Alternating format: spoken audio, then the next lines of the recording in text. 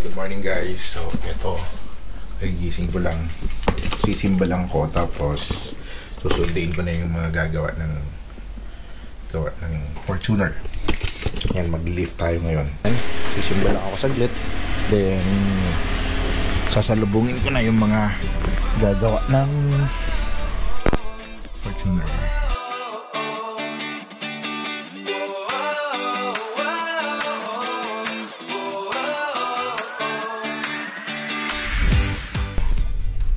Guys, yung gagawin nating lift ngayon ng sasakyan is 50mm. So yun yung 2 inches na sinasabi nila. So simple lift lang siya. So it's a suspension lift, hindi masyadong mataas. So tama lang, sakto lang. Maganda pa rin siyang gamitin kahit pang highway pa. Tsaka yung mga gamit nun, ano ba yung mga gamit nun? So ang gagamitin kong suspension guys is Ride Max na naka-pair ng King's Coil. Tapos magpapan-hard tayo dun sa likod kasi medyo mataas na, para at least level pa rin siya. Kasi pagka hindi natin lalagyan ng pan-hard, yung sa likod makikita mo medyo mas labas yung mas labas yung sa kaliwa kesa dun sa kanan. Ayan. So para at least makorek natin yun, lalagyan natin ng adjustable pan-hard. Ayan. Tapos yung wheel set nya is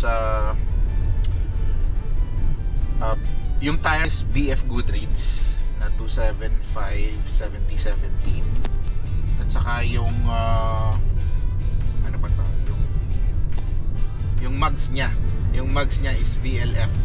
Ayan, Flowform S06. Ayan, ang kulay nya is gunmetal, and ang specification ng mugs is 17/8.5 -10. So medyo magtatapas lang tayo ng konti doon sa harapan. Let's just take a look.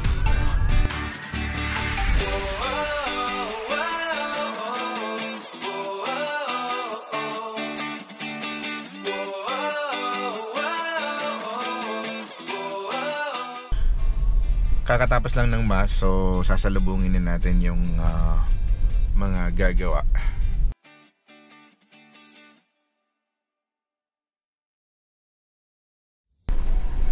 Galing ng Pampanga para mag-discarga. Ayan na pala sila.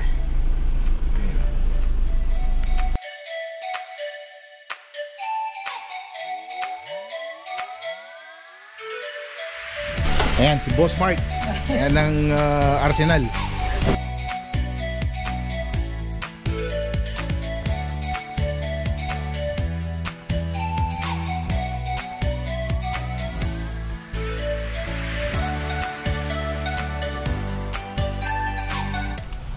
Okay, so ito ngayon from stock height to 2-inch lift.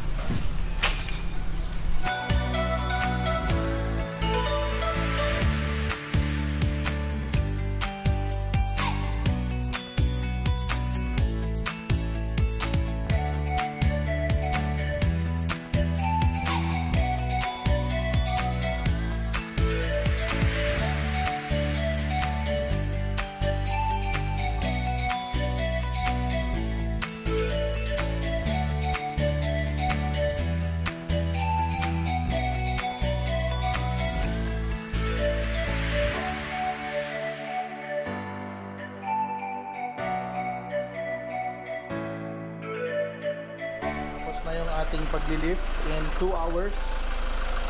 And so it's a quick suspension lift, 2 inches, that's 50mm. Ang nakalagay King's Coil at saka Ride Max 4-way. Tapos ang kanyang wheel set, mugs nya is BLF S06 tsaka BF Goodreads.